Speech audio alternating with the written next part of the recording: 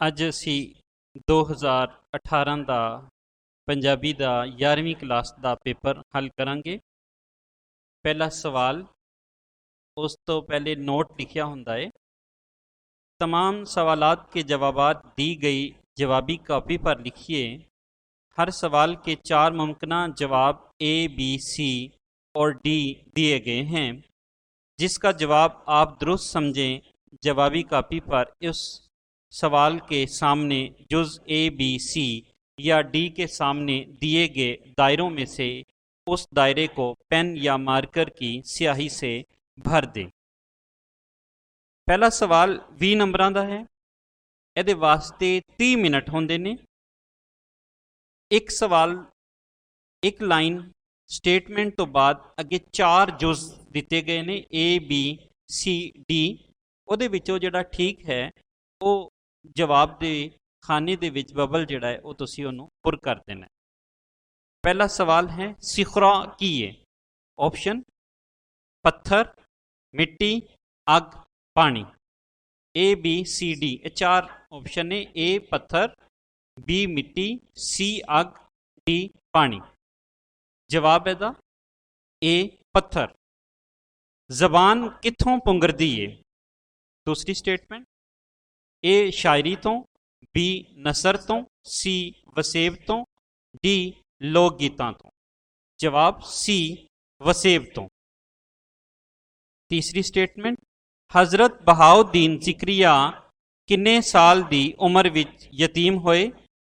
A 8 साल, B 10 साल, C 15 साल, D 12 साल। जवाब ਇਹਦਾ है D 12 साल। ਕਿਹੜਾ किरदार सबक पाकिस्तान बन गया?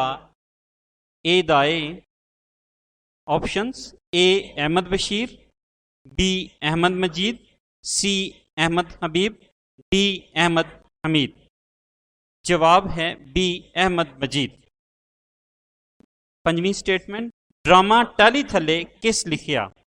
A Ishfaq Ahmad, B Ikhlaq Ahmad, C Arsalan Ahmad, D शरीफ कुंजाई। जवाब है A इशफाक अहमद। भिट किस नूं आखदे ने? 6वीं स्टेटमेंट, ऑप्शंस A पत्थर नूं, B रुख नूं, C टीले नूं, D दरिया नूं। जवाब है C टीले नूं। 7वीं स्टेटमेंट, दलेरपुर दे मुसाफिर नूं रात नूं जान पारों की खतरा सी? A लुटे जान दा, B कतल होण दा, C गवाचन दा, D डिगन दा। जवाब है A लुटे जान दा। 8वीं स्टेटमेंट, लंदन दे ट्यूब स्टेशनां दा मुड अज तो किन्ने वरे पहलां वजह सी?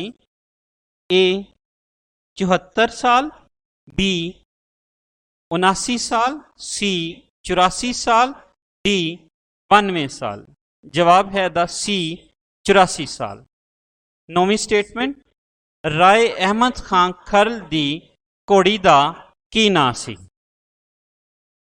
ऑप्शंस A मोरनी, B बक्की, C शहजादी, D मस्तानी। जवाब है A मोरनी। 10वीं स्टेटमेंट, अब्दुल मजीद सालिक दे नेड़े किस शय दा कोई अंत नहीं? A सवाब दा, B गुनाह दा, C अजाब दा, D बीमारी दा। जवाब है D बीमारी दा। सब तो पुराना लोक गीत केड़ा हुंदा है? A लोरी, B माइया, C ढोला, D बोली। जवाब A लोरी। 12वीं स्टेटमेंट, डॉक्टर नासिर बलोच किस जिले विच जमे? चंग, A B Sargodha, C Khushab, D Faisalabad.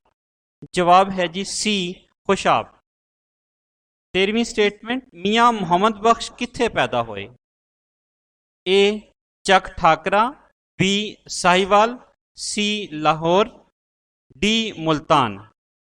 जवाब A चक ठाकरा। हफीज ताइब किस यूनिवर्सिटी विच उस्ताद रहे? A Multan university, B Sargodha university, C Punjab university, D government college university. जवाब है दा सी पंजाब यूनिवर्सिटी। 15वीं स्टेटमेंट, पंजाबी दे मोडी शायर कौन ने? A Bulleh Shah, B Sultan Bahu, C Mian Muhammad Bakhsh, D Baba Farid Ganj Shakar. ਇਹਦਾ जवाब है जी जुज डी बाबा फरीद गंज शकर। 16वीं स्टेटमेंट, शाह हुसैन दे वालिद दा की नां सी? शेख अयास, शेख उस्मान, शेख बहादुर, शेख बहलोल। जवाब है बी शेख उस्मान। निसाब विच सुल्तान बाहू दे की शामिल ने? ए दौड़े, बी नज़म, सी अबियात, डी काफी। जवाब है सी अबियात। 18वां जुज, बुल्ले शाह कुरान पाक किस कोलों पढ़िया? मां कोलों, वालिद कोलों, दादा कोलों, भरा कोलों। जवाब है बी वालिद कोलों। शरीफ कुंजाई दा असल नां की है? Option A Muhammad Bashir, B Muhammad Nazir, C Muhammad Sharif, D Muhammad Kabir. जवाब है सी मुहम्मद शरीफ। वी अहमद राय किस जिले विच पैदा होए? Jalandhar, A B Amritsar, C Delhi, D Lahore. जवाब है बी अमृतसर। इत्थे पहला सवाल खत्म होया। दूसरा सवाल, थले दिते सवालों विचों किसे 5 सवालों के मुख्तसर जवाब लिखो। यह 10 नंबर का सवाल होएगा, यानी हर जुज 2 नंबर का। इसलिए बहुत तफसील नाल नहीं लिखना, मुख्तसर जिहा जवाब देना है। पहला सवाल, सिदरातुल मुंतहा बारे तुसी की जानते हो? सिदरा बेरी दे दरख्त नूं आखदे ने, जद के अल मुंतहा आखिरी हद नूं किया जाता है। यह आखिरी हद ओए जिथों तक फरिश्ता जिब्राइल दी पहुँचे। इत्थे अपड़ के जिब्राइल अलैहिस्सलाम ने कहा, जे मैं इस हद तो अगे कदम रखिया तो मेरे पर सड़ जाणगे, ते इस तो अगे हजूर पाक सल्लल्लाहु अलैहि वसल्लम गए। सवाल नंबर 2, सबक मिराज शरीफ विच दोजख दे दरबान की करते सन? जवाब, दोजख दे दरबान अग दे भांबड़ तो बाहर नसन वाले दोजखियां नूं चुक चुक के भांबड़ विच सुट रहे सन। सवाल नंबर 3, हजरत जिक्रिया मुल्तानी ने दुध दे प्याले विच गुलाब दियां पत्तियां क्यों पा दित्तियां? हजरत जिक्रिया मुल्तानी दे वेले मुल्तान सूफियां ते वलियां नाल भरिया होया सी। जदों आप उत्थे गए तां उत्थों दे सूफियां ते वलियां ने आप नूं दुध दा गिलास घल्लिया, जिहदा मतलब सी कि तुसी इत्थों चले जाओ, इत्थे पहले ही सूफी मौजूद ने। हजरत जिक्रिया मुल्तानी रहमुल्लाह ने दुध दे प्याले विच गुलाब दियां पत्तियां पा दित्तियां, जिस दा यह मतलब सी कि असीं भी इत्थे दुध दे प्याले विच पत्ती वांग समा जावांगे। सवाल नंबर 4, जुबान वसेब ते बंदियां दा आपस विच की ताल्लुक है? जवाब, जुबान वसेब तो फुटदी है, वसेब बंदियां नाल पुंगरदा है। जे बंदे नहीं होवणगे ते वसेब भी नहीं होवेगा। इस जुबान नाल ही बंदियां विचकार विचार वटांदरा ते गलबात होंदी है। सवाल नंबर 5, लाहौर स्टेशन अपड़न ते मुहाजरां दी गड्डी दी की हालत सी? जवाब, मुहाजरां दी रेल गड्डी मुर्दियां ते जख्मियां नाल भरी हुई सी। डब्बियां विचों खून पिया सिमदा सी। सिर्फ छत उपर बैठे कुछ मुसाफिर बाकी जिंदा बचे सन। सवाल नंबर 6, मियाँ मुहम्मद बख्श दी हमद विच अरबा अनासर तो की मुराद है? जवाब, अरबा दा मतलब ये 4, अरबी का लफ्ज़ है। 4 अनासर तो मुराद है अग, हवा, पानी ते मिट्टी। ਇਸ ਤੋਂ ਮੁਰਾਦ ਹੈ ਕਿ ਰੱਬ ਤਾਲਾ ਨੇ ਚਾਰ ਅਨਾਸਰ ਮਿਲਾ ਕੇ ਵੱਖ-ਵੱਖ ਮਖਲੂਕ बनाई। सवाल नंबर 8, सवाल नंबर 7 होएगा, हफीज ताइब ने अपनी नात विच हजूर पाक दियां जिहड़ियां सिफतां बयान कीतियां ने उन्हां विचों दो लिखो। जवाब, हफीज ताइब ने आप सल्लल्लाहु अलैहि वसल्लम दियां सिफतां सोहना हादी, नूर लियावन वाला, मुरसल ते रहमत वंडन वाला आख के बयान कीतियां ने। सवाल नंबर 8 इस दो नंबर सवाल का आखिरी जुज, बाबा फरीद मिट्टी की कदर की क्यों तलकीन करते हैं? बाबा फरीद मिट्टी की कदर इसलिए करन की तलकीन करते हैं कि जिउंदियां असी इहदे उपर अपनी जिंदगी गुजारने आ ते मरण मगरों यह सानू अपने अंदर समो लैंदी। इत्थे सवाल नंबर 2 दे सारे जुज मुकम्मल होए। सवाल नंबर 3 ਇਹਦੇ भी 8 जुज ने जिन्हां चों 5 करने ने और हर जुज का जिहड़ा है वो 2 नंबर का जुज है, हर जुज 2 नंबर का। पहला जुज, वारिस शाह कदों फौत होए ते कित्थे दफन ने? जवाब, वारिस शाह 1798 ईस्वी विच फौत होए ते आप जंडियाला शेर खान विच दफन ने। जुज नंबर 2, हाशम शाह ने केड़े केड़े किस्से लिखे? जवाब, सोहनी महीवाल, ससी पुन्नू, शीरी फरहाद, किस्सा महमूद शाह गजनवी। सवाल जुज नंबर 3, ख्वाजा गुलाम फरीद केड़े केड़े इल्मां दे माहिर सन? जवाब, तारीख, जोग्राफिया, तकवीम, तिब ते फलसफा वो इलम ने ਜਿਹੜੇ ख्वाजा गुलाम फरीद होरां ने हासिल किए। जुज नंबर 4, गागू पिंड वालियां तो क्यों मूँह लुकाई फिरदा सी?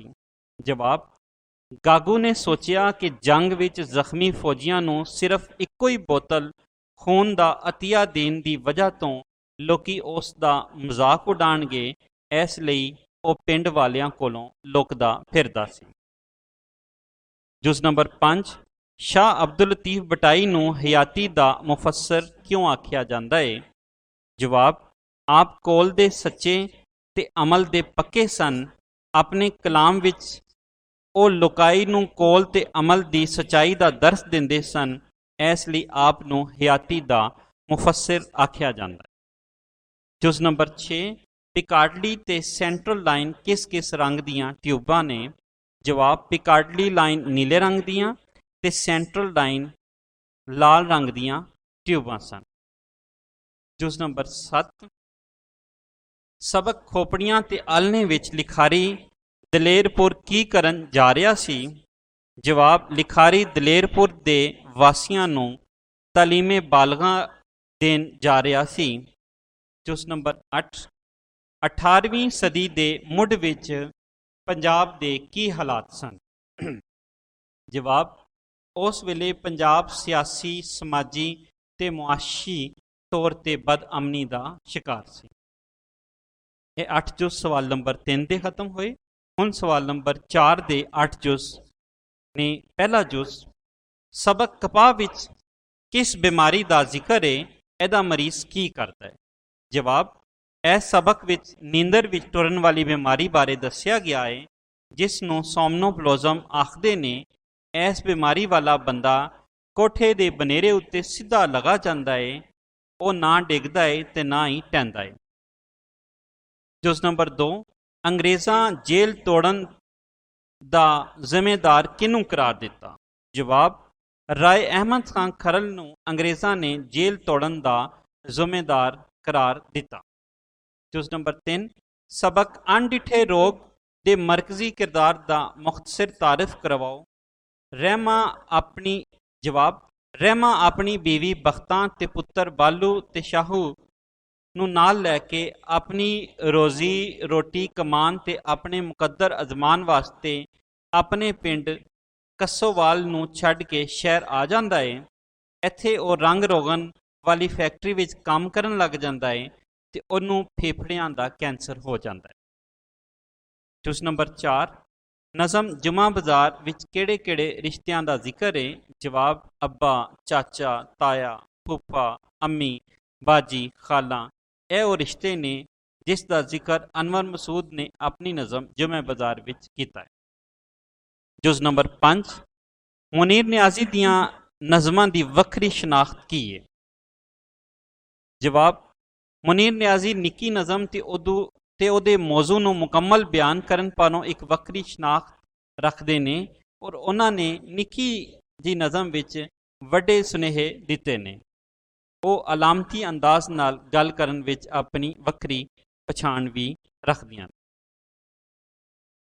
6 ਨੰਬਰ ਜੁਜ਼, ਲੋਕ ਗੀਤ ਕਿਸ ਸ਼ੈ ਦੀ ਅਕਾਸੀ ਕਰਦੇ ਨੇ? ਜਵਾਬ, ਲੋਕ ਗੀਤ ਸਾਡੀ ਰਹਿਤਲ, ਰਸਮਾਂ, ਕੌਮ ਦਾ ਸੁਭਾਅ ਤੇ ਵਸੇਬ ਦੀ ਅਕਾਸੀ ਕਰਦੇ ਨੇ।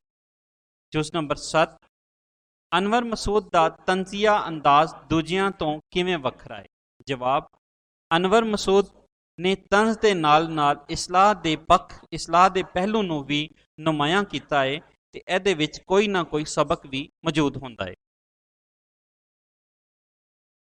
ਜੁਜ਼ ਨੰਬਰ 8, ਨਜ਼ਮ ਆਪਣੀ ਸਿਆਣ ਵਿੱਚ ਮੁਸਲਮਾਨਾਂ ਦੀਆਂ ਕੀ ਖੂਬੀਆਂ ਬਿਆਨ ਕੀਤੀਆਂ ਨੇ? ਜਵਾਬ, ਹਕੀਮ ਸ਼ੇਰ ਮੁਹੰਮਦ ਨਾਸਰ ਹੋਰਾਂ ਦੇ ਮੁਤਾਬਿਕ ਮੁਸਲਮਾਨ ਸੋਹਣੇ ਨਬੀ ਦੀ ਉਮਤ, ਆਮਲ ਕੁਰਾਨੀ ਤੇ ਇਮਾਮ ਜ਼ਮਾਨੀ ਬਣ ਕੇ ਆਪਣੀ ਸਿਆਣ ਤੇ ਅਸਲ ਮੁਕਾਮ ਹਾਸਿਲ ਕਰ ਸਕਦੇ ਨੇ। ਇਹੀ ਖੂਬੀਆਂ ਨੇ ਜਿਹੜੀਆਂ ਉਹਨਾਂ ਨੇ ਆਪਣੀ ਇਸ ਨਜ਼ਮ ਵਿੱਚ ਬਿਆਨ ਕਰ ਛੱਡੀਆਂ।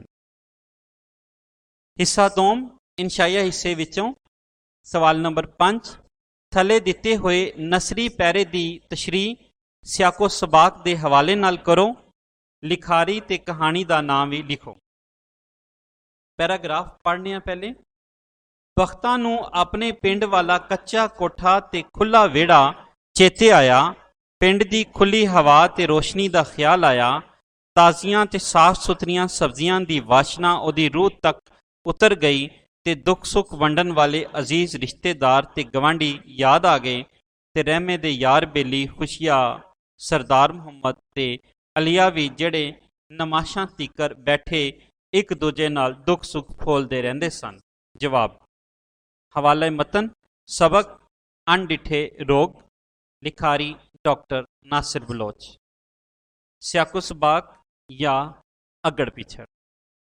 ਬਖਤਾਂ ਆਪਣੇ ਘਰ ਵਾਲੇ ਨਾਲ ਪਿੰਡੋਂ ਸ਼ਹਿਰ ਆਈ ਹੋਈ ਏ।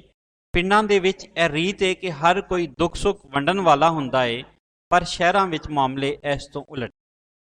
ਬਖਤਾ ਦਾ ਘਰ ਵਾਲਾ ਪਿਛਲੇ 22 ਦਿਨਾਂ ਤੋਂ ਬਿਮਾਰ ਸੀ ਤੇ ਕੋਈ ਉਹਦਾ ਪਤਾ ਲੈਣ ਨਹੀਂ ਆਇਆ। ਜੇ ਉਹ ਪਿੰਡ ਹੁੰਦਾ ਤੇ ਸਾਰੇ ਉਹਦੇ ਪਤਾ ਕਰਨ ਜ਼ਰੂਰ ਆਉਂਦੇ।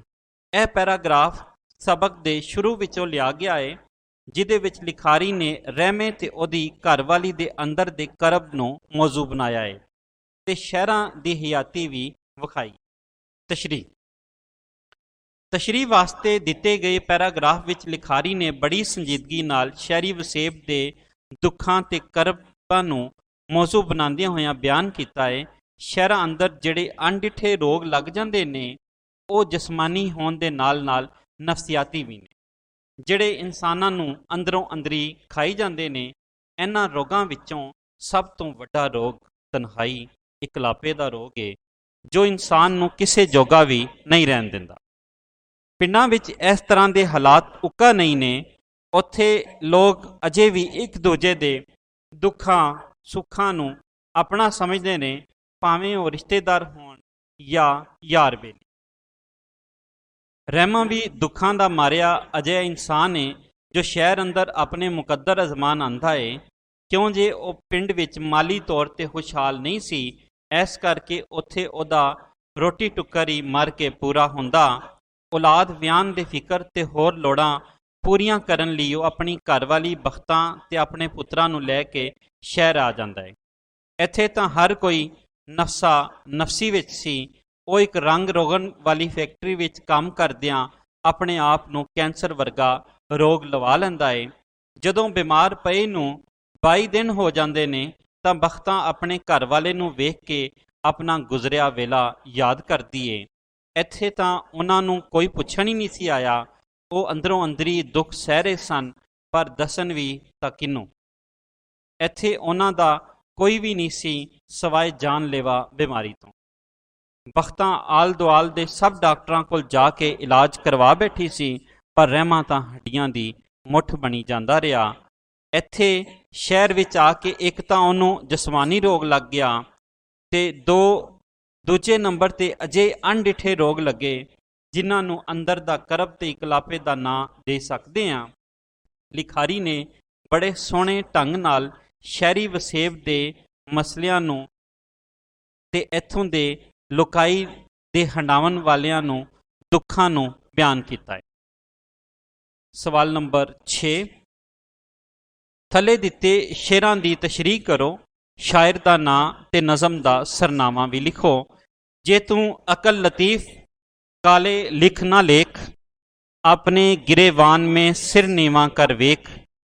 ਕੋਠੇ ਮੰਡਪ ਮਾੜੀਆਂ ਇਤ ਨਾ ਲਾਈਏ ਚਿੱਤ, ਮਿੱਟੀ ਪਈ ਅਤੋਲਵੀਂ ਕੋਈ ਨਾ ਹੋਸੀ ਮਿੱਤ। ਸਰਨਾਮਾ ਹੈ ਜੀ ਸ਼ਲੋਕ। ਸ਼ਾਇਰ ਦਾ ਨਾਂ ਬਾਬਾ ਫਰੀਦੁੱਦੀਨ ਮਸੂਦ ਗੰਜਸ਼ਕਰ।